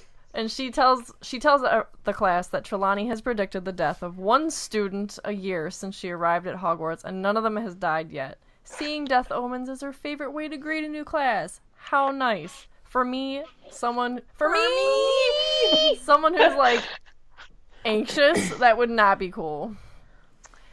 So McGee almost talks bad about Trelawney. Almost Twice. or does? She starts to, then she kind of like stops herself, then she starts again. Divination is woolly. Oh, Hermione. No, Hermione says it. Yes, Tiffany. All right, guys. Let's be real. You know I love my girl McGee, okay? McGee! Inappropriate. You can have all the feels you want, but to talk about a coworker like that in front of students, you are just downgrading her and verifying a lot of what they already felt, aside from a few students. Not appropriate. Maybe it just came out before she, thought about it. It's not appropriate. Because I've done, even my mom has said stuff like that. I asked her, regardless if it's appropriate or not, maybe she just spoke without thinking. You gotta get a handle on it. Yeah, well, she's old. Oh, She rude. She does what she wants. Yeah, I'm just But saying. like, I think it's good that she said something because that I think puts Harry back in like, okay, well maybe I'm really not gonna die. She should have stopped at the, oh, that's her favorite way to greet a class, blah, blah, blah. Right. But, You know? McG does McG, so. However, I think that I'm glad. McGonagall, like, Go ahead. one of her pet peeves is probably, like, incompetence. She And probably is like, this lady's just holed up in this hot tower, chugging bottles of sherry, saying crap to kids. She's probably not all about that life. She's probably just, like, she probably doesn't view Trelawney as a proper teacher, you know? So she doesn't have respect for her because of that. Same thing with Gilderoy. Yeah. Yeah. Gilderoy is a little bit more worthy of his hatred than Trelawney, though. As is I would also agree with that. Yes, Umbridge. I love those I love when McG gets sassy with Umbridge. We need to, like, give her a nickname. Umbridge? Who, Umbridge? Yeah. Toad Lady. Toadbridge. Toadbridge. What's her full name? Let's call her Old Toady. Duh. Old Toady. I like that. I like that. Toady. For a future book. Toads my goads. Sounds filthy. So McG goes on to say, "You look in excellent health to me, Potter, so you'll excuse me if I don't let you off homework today. I assure you that if you die, you need not hand it in." See, and that was good. Right, so she does actually make Harry feel better. But at lunch... Go Go ahead. ahead. No. At lunch, Ron is still looking pretty worried, and he's like, "Harry, have you seen a black dog?" And Harry's like, "Yeah, I have." Like, Totes. it's no big deal. And apparently Ron's Uncle Bilius saw it, and he died 24 hours later. Oh. But Herm, she brushes it off. She thinks divination is woolly, and Ron's like, "You just think that because you don't have the right aura, and you don't like being bad at something for once." Ooh, sick burn. Yeah, Hermione gets pretty angry, and she says, "If being good at divination means I have to pretend to see death omens in a lump of tea leaves, I'm not sure I'm going to be studying it much longer. That lesson was absolute rubbish compared with my arithmancy class." But what's she talking about? She hasn't been to arithmancy yet. What? I don't know. Or like that little thing you made with your question marks. What? So they head on down to Hagrid's house for care of magical creatures, and he's super excited. It's really cute. No. Adorably excited. But Malfoy's being a twerp about opening the books. And poor Hagrid's kind of deflated about it. He's like, "You've got to stroke him." Stroke 'em. And Stroke. Hermione's like, "Oh, Stroke. how silly of us. Of course." You mean Malfoy? Who'd I say? Stroke me, You said stroke Hermione. I me. think I did. I meant Malfoy. Are you ready for this? Nobody's ready for this. All right. Hagrid! Hagrid! All right, so the first ickle beasties they get to meet are hippogriffs. So there were about a dozen creatures chilling out. Harry was like, "Whoa, these dudes are a bit bizarre, right?" I mean, they I don't really even know they how to really like are. react. For that to be like the first creature you see But is they're- pretty weird. But they're awesome. What did Meg say that one episode, Sarah, about how she wanted to be a hippogriff? Do you remember that? I wanna be a No. Meg was like, Meg said something about it. It was hilarious. No, I can't think of it. Can you dance like a hippogriff? Na, Na na, na na na na na na na. Are you ready for this? Yep. Okay. I just had to find where I'm reading because I didn't know I had to read. You didn't know that in your notes you put you had Yeah. to read. Yeah. Okay, so he looks over and they have it's like a half horse, half bird. That's not what I wanted to read. Wait, I'm struggling. can I just say in the document Sarah wrote a little note to herself of where to start reading, and all it says is they had the bodies. What the heck? That's how it starts. It says they had the bodies, hind legs and tails of horses, but the front legs, wings, and heads of what seemed to be giant eagles. # Big Falcon if you live in Cleveland. with cruel steel-colored beaks and large, brilliantly orange eyes. I call Giant Eagle Big Falcon. Oh. The talons on their front legs were a half-foot long, and deadly looking. Each of the beasts had a thick leather collar around its neck, which was attached to a long chain, and the ends of all of these were held in the vast hands of Hagrid, who came jogging into the paddock behind the creatures. Crazy. So Hagrid, as usual, shows his love of these animals, calling them beautiful, and Harry can kind of see what he means, like, after he's like, you get over the shock of seeing something that's a half horse, half eagle. And so I looked up on Life some things about the hippogriffs. So, the hip of all griffs. I don't know about you guys, but the last thing I would want to do is ride a hippogriff. That'd be so cool. I would do it. I would ride that thing. That's one of my favorite scenes in the movies. Well, yeah, but I don't want to do it. I'd ride Beaky. My gosh. So, you can also find this on the internet, is where I found it first, and then I decided to look in my Harry Potter History Magic book. And so they have like an illustration from Jim Kay with Buckbeak specifically, and talking about sorry, my thing's going off telling me I'm talking about Harry Potter. Yes, I can hear myself talking. So it was first described in an epic poem called Orlando Furioso. Sorry if I'm pronouncing that wrong. I believe that's Italian. The writer of said poem is Ludovico Ariosto, I think is his last name. Oh, goodness. He was first to describe the hippogriff in 1560. And basically, like, it was I think a love poem or something. Ill-fated love, central theme. And it describes the griffin and horse that came together to form hippogriff, which I thought was really cool. So did they get married? No, I just think it's a creature in the story. So this is what it says. The verse was inspired by the Roman author Virgil, who used the union of a horse with a griffin as a metaphor for the irrationality of ill-fated love. Ooh. That is a central theme in Orlando Furioso. In this 18th century illustration, the knight Ruggiero, sorry guys, Ruggiero, has tethered his hippogriff mount to a tree. Unbeknownst to him, the tree was actually another knight who had been transformed by an evil sorceress. Her monstrous minions can be seen approaching in the background. Whoa! Oh, that's cool. Excuse me. And the illustration in it with on the other side of the page with Jim Kay is pretty cool. Because it's basically the interior of Hagrid's cabin.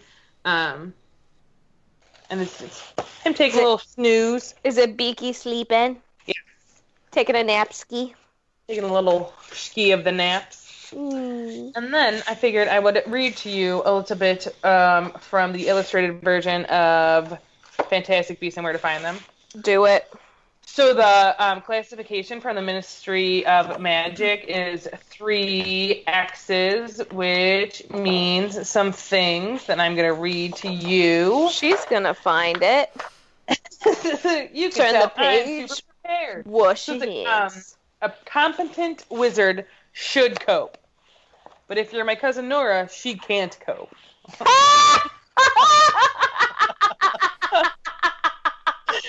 No one's gonna understand that. No, but it's great. All right, so it says it's native to Europe, though now found throughout the world. It has a head of a giant eagle. It has a head. And the body of a horse. It can be tamed, unlike Miley Cyrus.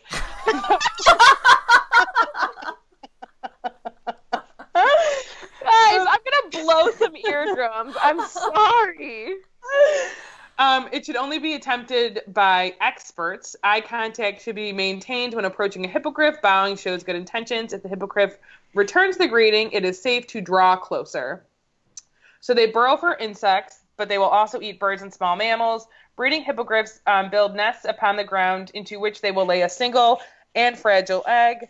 Sounds Italian. Fragile. Which hatches within 24 hours. The fledgling hippogriff should be ready to fly within a week, though it will be a matter of months before it is able to accompany its parents on longer journeys. I think that's like crazy. Oh, wee little babe. And there's even...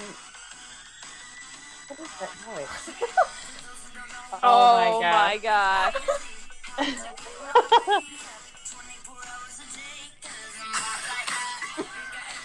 Buckbeak is hot like that.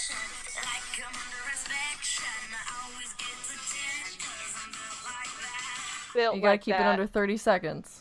It was 27. We're good. So the Hippogriff fact file on the interwebs from the Potter of Moor. It's a cross, as we know, horse and an eagle. They're proud creatures prone to attack if they're not shown respect, with razor-sharp beaks and foot-long talons, which to me sounds terrifying. That is long. Yeah.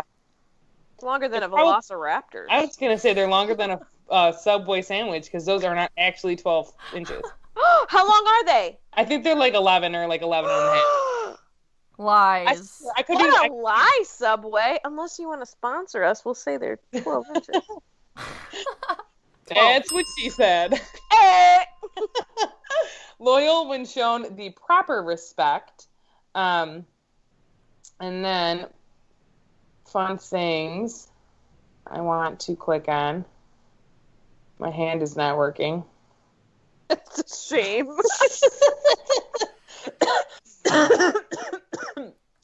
Don't I might die. be getting sick.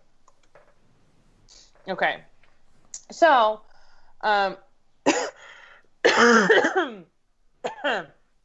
Harriet better get out of here. I know. So the first thing that like Hagrid is like, bro, kind of talking specifically to Harry. What's wrong with you? So much. Is that they're very proud creatures and they're very easily offended. So if you don't respect them, it's probably the last thing you'll do. And I think this is a great metaphor for life. Please, everybody, respect each other, wouldn't you? Also, I feel like in no short term, like he's asking for like consent to touch him. Yeah. Yes. Oh, yeah. Don't touch like people without that. consent. You're welcome. And it reminds me of, like, I always let, like, a dog sniff my hand before I pet it. Yeah, like, yeah. come on, guys. It's Let's more be so real. like when I even think about it, I'm like, it's more so for my safety because you don't know if the dog is gonna bite you or not. So like, let them sniff, and then they're not gonna like if you just put your hand there, they're not gonna bite you. Unless Yeah. they hate you. And all dogs hate me, and they all go to heaven. I was gonna say that! You beat me to it. So you have to wait for the Hippogriff to make the first move. But you know what, ladies and gents? Sometimes you need to be the Hippogriff. You make the first move. You put yourself out there. Well, I just let people dissect that. All right. So when you walk towards them, you have to bow, and then you wait to see if he or she bows back. And if they do, then you can touch them. So he basically was like, he being Hagrid, was like, who wants to try first? And then nobody says anything. And poor little Hagrid is like, he seems to like just to deflate a little bit. And a little shocked is like, no one? My heart breaks a little bit. So Harry, being ever the Gryffindor, says like, he'll do it. Like, I'll do it. Right. Well, whatever. Separate that movieism, y'all. Yeah, where everyone backs up. You're right. Yeah, he Though volunteered. I will say, it's pretty funny in the movie. Well, like, It is. But in the books, like, everyone doesn't, like, get up close. Like, the only ones that kind of seem to get up close first are Harry and friends. So Pavarti and Lavender remind him, oh so kindly, about his tea leaves. And Hagrid unties one he calls Buckbeak. And tells Harry, basically, to try to bow to him without breaking eye contact or blinking, which to me is like insane. Like, you're bowing, but you had to look him in the eye and you can't blink. Like, there's a lot of rules, you know what I mean? Yep. So, sorry, I'm like dying over here, literally. Katie has a question or a Yeah. comment. I just want Yes. to say that that part of the book, when Harry's trying to remember all these things, I love the realism where it says like his eyes immediately began to water, because like that's what Yes. happens. You just get Yeah. like anxious about a situation, or someone tells you not to do something, and of course the opposite happens. It's like a staring contest. You Yeah. automatically feel this, like, the strong urge to blink. Right. Yeah. So at first, Buckbeak doesn't move. And you almost, at least when I read it, I almost get like a little bit of tension, like, oh shoot, like he's not going to bow. Like I got to bounce. Like I got to go the opposite direction. I And gotta so bounce. finally, bounce. Peace. And so like after a second, he finally bows. So kind of reluctantly, Harry goes to pat him. But Buckbeak seems to enjoy it because he like nuzzles into his little hand. So then the class applauds him, and they're all real happy, except for Malfoy and his cronies, who are all like, nah, super disappointed that, he essentially didn't die. So Hagrid tells Harry Buckbeak may let you ride him, but Harry doesn't seem to want to climb on. But he basically is like, no, just get on, like, get up there. Ride that Buckbeak.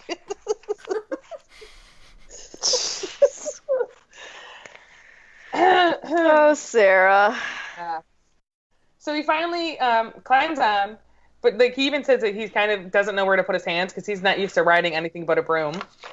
And Hagrid gives Buckbeak a little, love tap on his bottom, and off they go.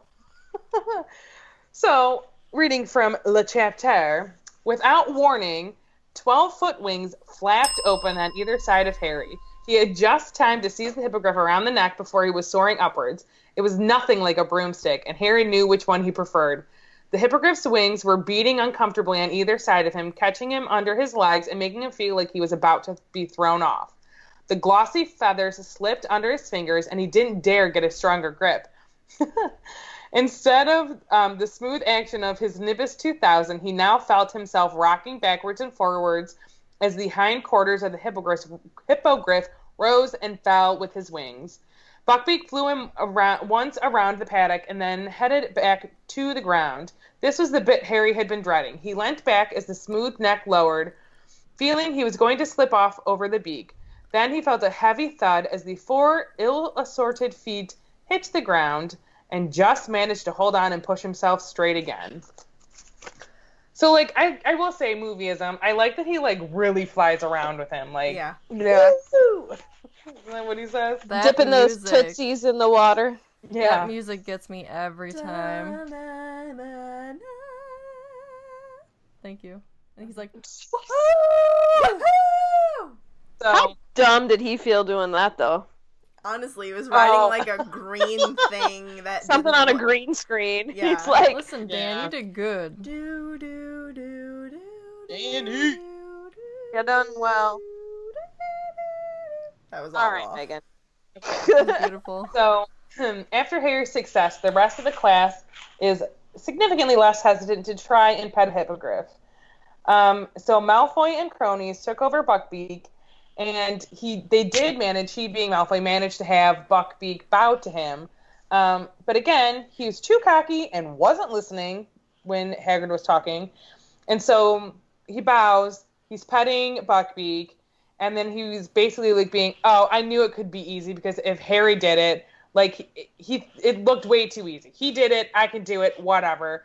And calls Buckbeak an ugly brute, I think, right? Yeah. Sounds right. And it happens in a flash. Ba-da-ba-da-ba! Talons are out, and Malfoy's on the ground with a scratch on his arm. Yes, Tiffany. I just love that Buckbeak doesn't take crap. Yeah.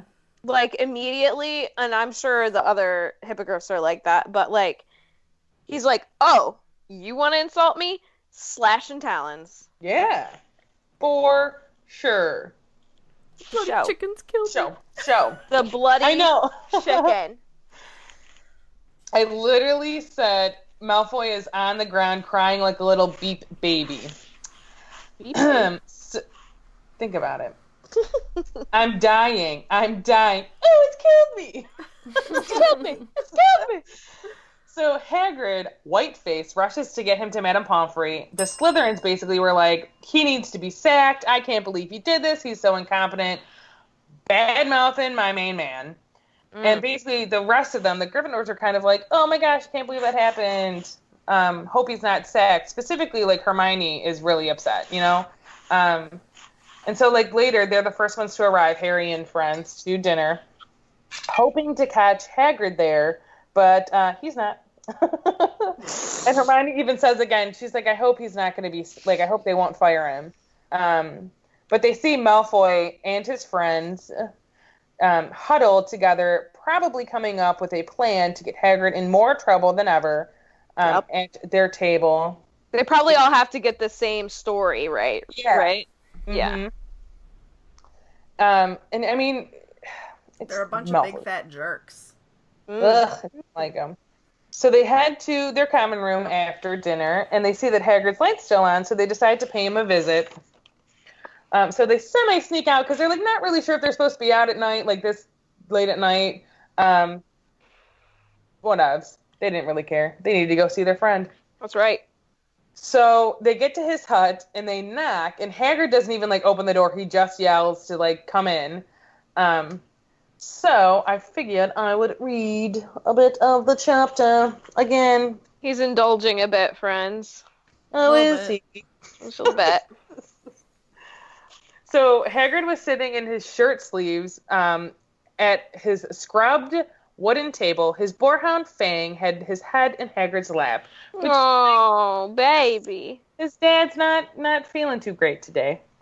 So one look told them that Hagrid had been drinking a lot.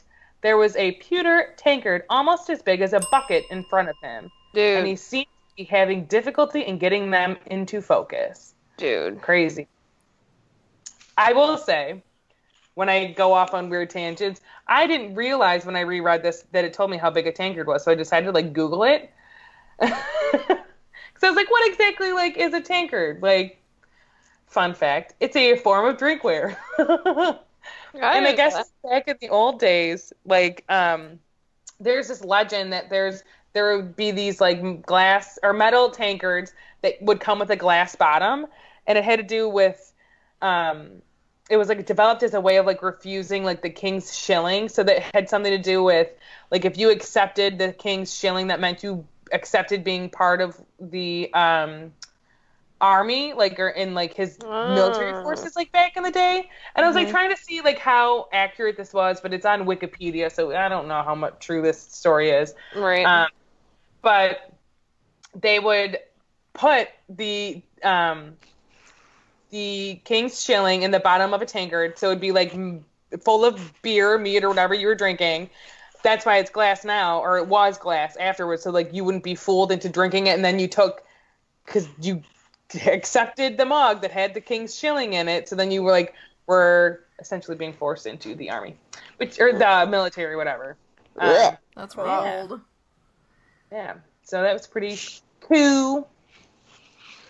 I thought, at least. That's cute.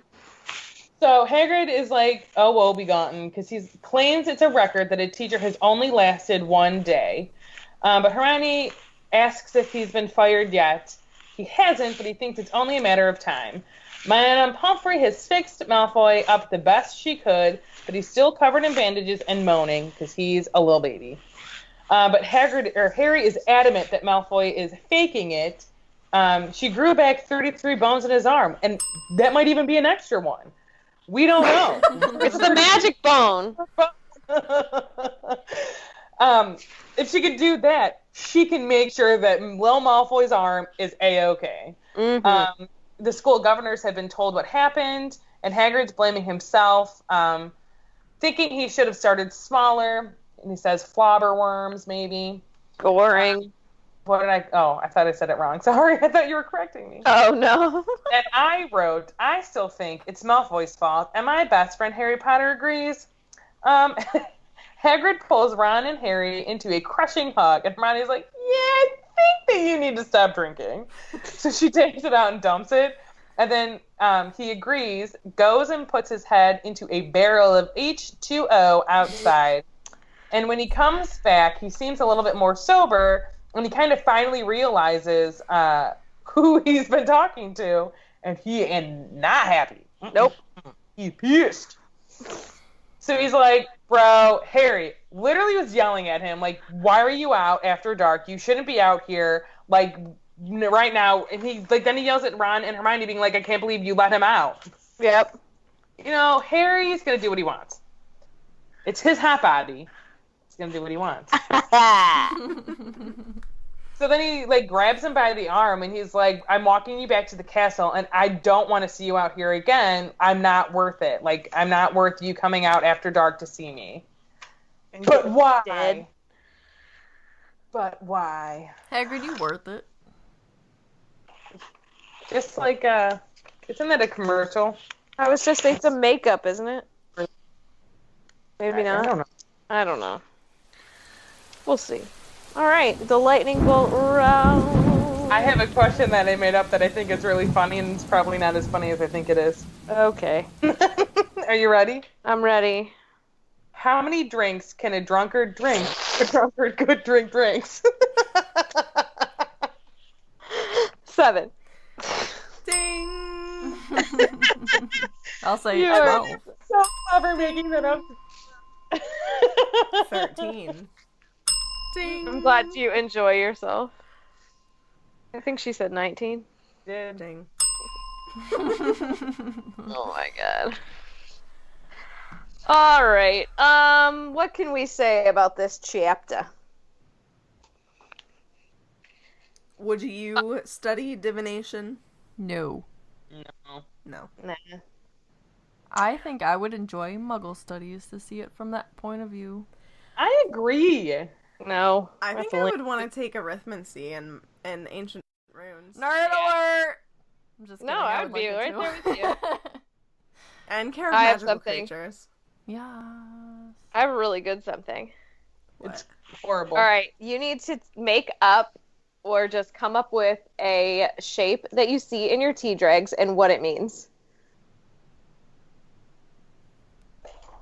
So, Silence. turd emoji shape, and it means you're gonna have epic diarrhea. Oh, so that's in my cup all day, every day, right? Mine will Yeah. be a triangle, and it means that pizza is in my future. Yes! You guys are going really funny, and I thought of it really serious. No, you do what you gotta do. Say it. My mind always goes to poop and farts, apparently. Meg, I don't know. pizza is serious. It is. I was gonna say that you would see a little bear in mine, and I would have a baby. What? A baby would be in my future. Are you thinking of a bear because of Tiffany? Yeah. Oh. Oh. Okay. I got you. I would see a pillow. Future naps. Meg, would you like to come up with a funny one? since Yeah, we all did? come up with another one. Or an airplane, like, or something. Trips. I'm gonna Travel. trip. Yep, Crap. that was gonna be mine. On to the next. I read future. I knew what you were gonna say. I read your leaves. Mine would be in the shape of the United Kingdom, because we're gonna go there soon. Mine would be in the shape of you. Would your Oh my gosh. Are you in love with it? I am in love with the shape of you. Meg, would your tea leaves then be in the shape of a cup of tea because you're going to London? Yeah. Oh, snap. Oh. Yeah. Exception. Whoa. I would like for our listeners to create a thread on our Facebook group, and I want you to do the same as we just did. I want you to come up with a shape and tell us what it means. I like it. The Talons and Tea Leaves thread. Yes, please. What if you could pick a flavor for your mandrake to be? What would you pick it? Mandrake. Your man. Yeah, leaves that you have to have in your mouth for a whole month. Oh. But it needs to be like a fruit or a vegetable. You get the Well, flavor? Megan- No, you out. know what? It needs to be flavor. What? I You get said, the well, flavor? Megan's out. It's gonna be What vegetable. animal would your animagus be? Wait, You didn't what? even answer the question. Oh, wait, what? What? Are you podcasting? My headphone fell out, and then I was sidetracked, and... Welcome Like to was- Swish Flick, an all Potter podcast. I asked what say you it think again. your flavor mandrake would be that you have in your mouth for a whole month. Taste like? Do you think it would consistently taste like whatever? I really hope that it wouldn't taste like lettuce, because that would be torture for Let's me. be real. It probably tastes like nasty grass. Let us Yeah. take a moment and remain Shut calm up. as we dive and dive into what we're going to talk about. If I could pick the flavor, I would want it to be like an orangey flavor or like citrusy. Grape. Aren't you glad I picked this question? Yes. I would say probably as far as like leaves go, like a mint leaf. Ooh, yeah, that would be You know what? good. I think I would want like mint or spearmint.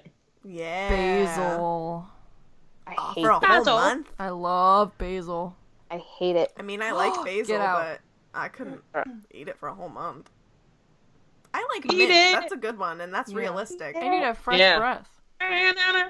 Open up your mouth and feed it. Those are the lyrics. Weird Al, come on. Never heard of them. All So, right. what would your in Vegas be now? Fozzie Bear. Honestly, He is and packed everyone knows that I'm more of a dog person, but I think I'm actually a cat. Like, I think I would turn into a cat. You could be a lazy dog. Great Danes are lazy. I don't want to be, but they have joint issues. Oh, Or right. heart issues. I'm just saying, I think I would be a cat. Like, because weren't you with Do me, you or need was it 9 you guys lives? that were with me? That, like, I want to be the I would just want to knock. Oh, that's a great pose for her to freeze at. We'll never know what she wants You to froze do. like this. You were like, nah. Oh, you guys didn't hear what I said? No. I I said assumed you were gonna say knock stuff over. Yeah, like there's certain Right. times I have this overwhelming feeling when I'm in a store, and it's specifically like shelves that would be like real good to knock over, and you just take your hand and go, whoosh. I'm a cat. That's all I'm saying is I'm a cat. Every I'm a cat. I would time be a cat. we a go to kitty cat. Target. And a meow, meow, meow, and a meow, meow, meow. Cat. I'm a kitty cat. And a dance, dance, dance, and a dance, dance, dance. Okay, Nope. bye. That's a real thing. I would would you? be a fox. I don't know what I would I be. love foxes. Would you be Juniper? Yeah. Freaking love I wanna be a Juniper. raccoon. You Be the wanna one be that a just trash can't panda? kill that. They love You food. want to be a trash panda? Yeah, They, that's- at least they wash their food. I feel like Katie is a raccoon anyway. Thank you. Did you hear that story about the raccoon that scaled the building in Minneapolis? No, but Did I you heard it was miss safe. my whole Twitter? I was like freaking out. Yeah, it's safe. They saved it. So cute. Poor little coon. He stopped feel like and then he it's took really a little just nap. Took a little rocking. nappy. See? Love to be a raccoon. Sarah, what are you gonna be? A cat, you said. Never A cat. Meow. The mean ones that like flick things off the shelves. Knock over water glasses. Cat, I feel that like whole you would be like compilation Iggy. video. Cats are a Everybody wants to be a cat because the cat's Everybody wants to be a cat. Not me. it's one of my favorite all-time movies. Yeah. Thomas O'Malley. Da, da, da, da. Thomas O'Malley, Yellow the Alley Cat. Thomas Yellow. I actually have a cousin who his first name is Thomas, his middle name is O'Malley. So it's Thomas Thomas. O'Malley. Yellow Mo. Any other bolt of lightnings? I don't know. Fan Let's story? ask the question. Let's go to the fan story. Fan story. Story of fans.